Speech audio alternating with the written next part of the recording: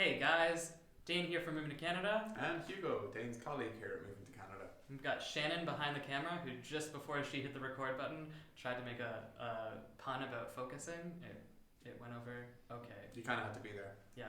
We are here today to talk to you about the latest Express entry draw.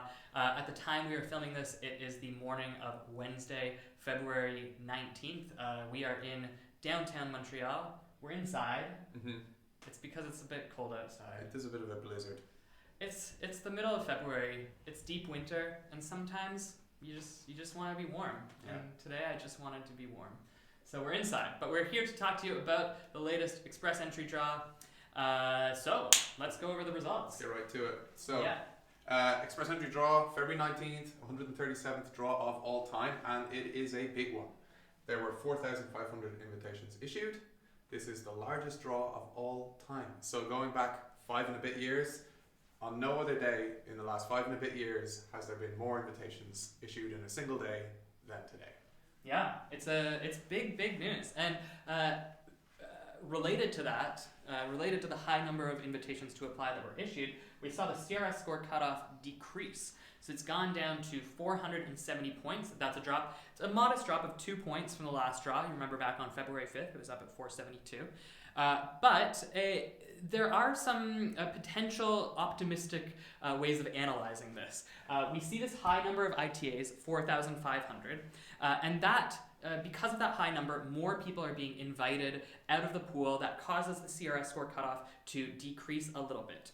Now, we cannot, nor can anyone, predict with 100% accuracy what is going to happen in future Express entry draws, but if this trend continues, if the Canadian government keeps issuing 4,500 ITAs, a very high number, it is possible that the CRS score cutoff could continue decreasing. It would be a modest decrease, probably a point or two each draw, but it could continue decreasing in future draws.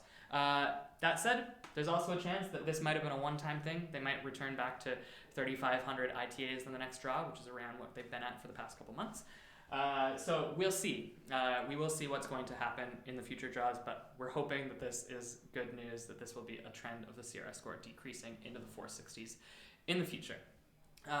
Today, we wanted to take a chance to educate you guys about a question that we get asked a lot, which is about Canadian immigration lawyers and immigration consultants. Who's allowed to represent your application? Why should you work with a representative if you should work with them at all, and what red flags you should look out for to avoid fraud and scams. So I'm gonna send it over to you, Hugo. Mm-hmm. For people who are wondering, do you absolutely need to work with an immigration lawyer or consultant on your application? Short answer, no, you do not. In fact, thousands of you out there are currently in the process of organising your move to Canada on your own, or with the help of free resources such as our website, movingtocanada.com, or immigration forms. We have one as well. It's there at the top of our website. Or through contacted people who've gone over the process recently, family and friends, and just knuckling down, burning the midnight oil, reading those IRCC guides and learning every little thing you need to do and reading every single form inside out and trying to do the best job you can possibly do. But thousands of people as well on the other side are retaining the services of an immigration lawyer or consultant. These representatives can help people move to Canada. They are experts in their field by and large. We'll get into the exceptions in a moment. But most of them are, or a lot of them at least, are experts in their field. They know these programs inside out. For example, there are more than 70 PNP streams. There are 3 Express entry programs. There are new programs opening up in rural parts of the country and in the Atlantic provinces just over more recent times. There will be new programs in the future. There is pretty much no doubt about that. Who's going to follow these things for you? Who's going to know when the new form's going to come out, the new guide, the changing process, whatever. These are some of the reasons why people hire an expert, because they want that peace of mind that they're doing the right thing for them at the right time. But there are some specific situations where people might even consider hiring an immigration lawyer or consultant for specific situations. Dane, you want to go through one or two of those? Yeah, a couple of quick situations when you might want to work with a representative on your application. First, you have no idea what program is best for you. You don't know what your chances are. Sign up with a consultant for a one-time consultation, and they will go over your personal details and your immigration options and help you sort out what would be your best pathway to Canada that gives you the highest chances of success. That's one time.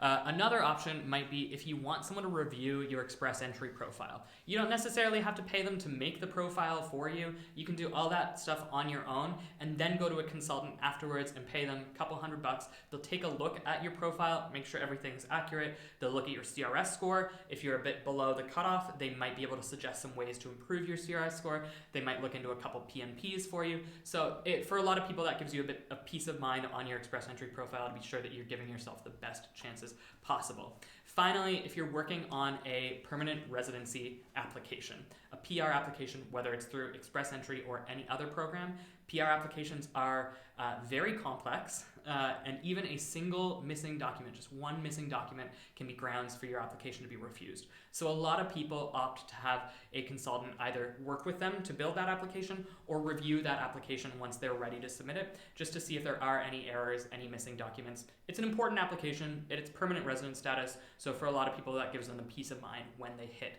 the submit button.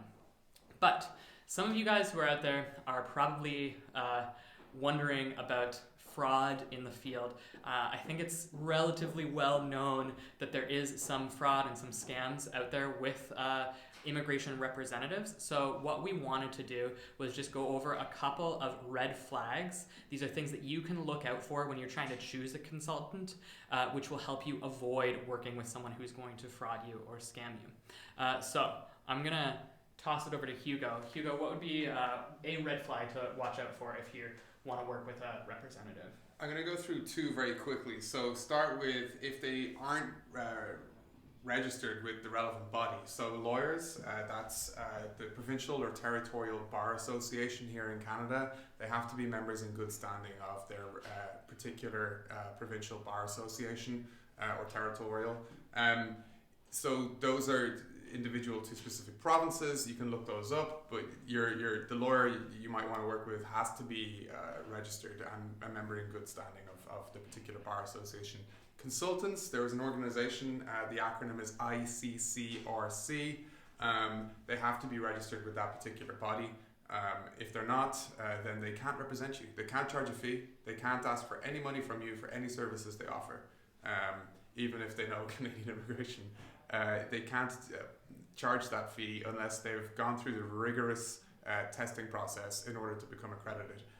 Related to that somewhat is if they guarantee you 100% success. So if they say 100% guarantee you that I'll get you to Canada, or if you're already here that they'll get the status that you want in order to stay here. So whether that's for PR or a work permit or a study permit or sponsoring a spouse or partner, whatever the case may be, if they guarantee you 100% success, big red flag.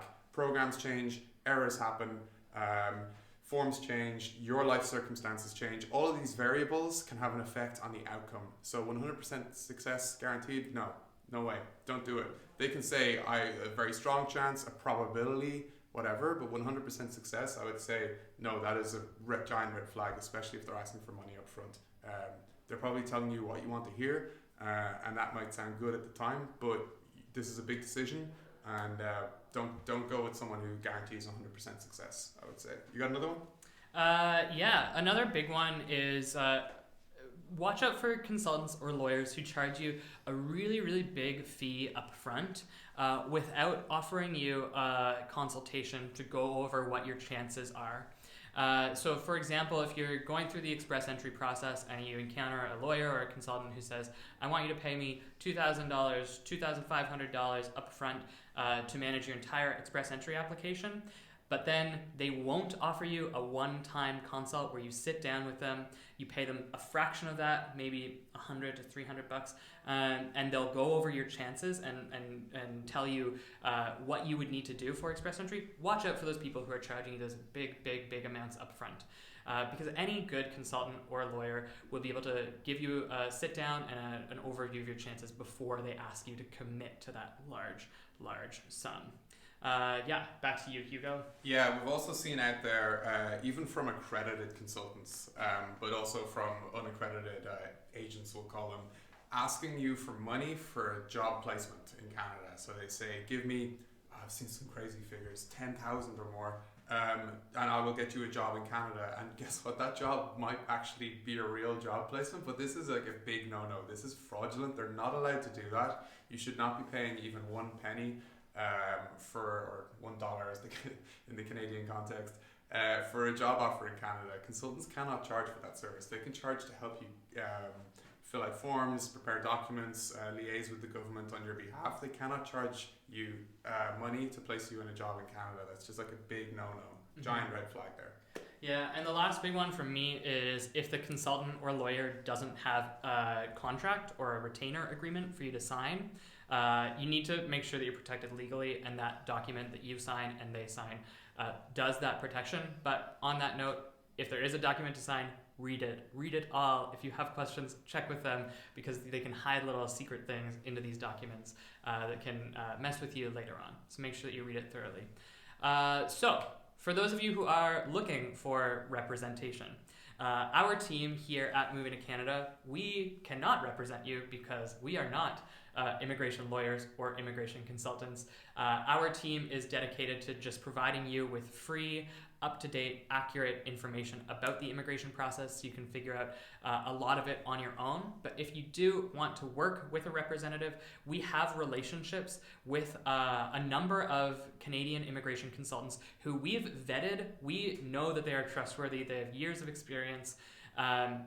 They have positive reviews. We know that these people will be able to help you, and they all offer one-time consultations upfront, so you can spend just a fraction of that full cost and understand your chances and get a sense of who these people are before signing on to a big agreement. If you are interested in finding one of these consultants, booking a consultation, where can you go, Hugo? movingtocanada.com/consultants, and we'll drop that in the description of this video. Yeah, so movingtocanada.com/consultants, or just scroll down slightly and click the button there, click the link in the description. On there, you'll find a list, a very short list, because they're very highly vetted by us, of recommended consultants. You'll also see some resources that you can arm you with the right questions you need to ask these consultants. The red flags we just outlined, we go into a bit more depth in those, and a couple of extra resources so that you can really make a great decision for you, and if applicable for your family as well. This is a big life decision. You want to make sure you're getting the right help. We aim to help you as best we can in terms of the information we provide. Other people can help you prepare forms, submit documents, liaise with the government on your behalf, and a whole lot more. Yeah, great. So thank you guys so much for tuning in. If you do have any questions about Express Entry, about the latest Express Entry draw, or about working with an immigration lawyer or an immigration consultant, feel free to drop them in the comments, and we will come back and do our best to address any questions that you have. Alternatively, you can also check out the links in the description of the video, head to our website, and try to get some of the answers to your questions there. Thank you guys so much for tuning in. It's been a pleasure, and we will see you next time there's an Express Entry draw. Take care. Bye-bye.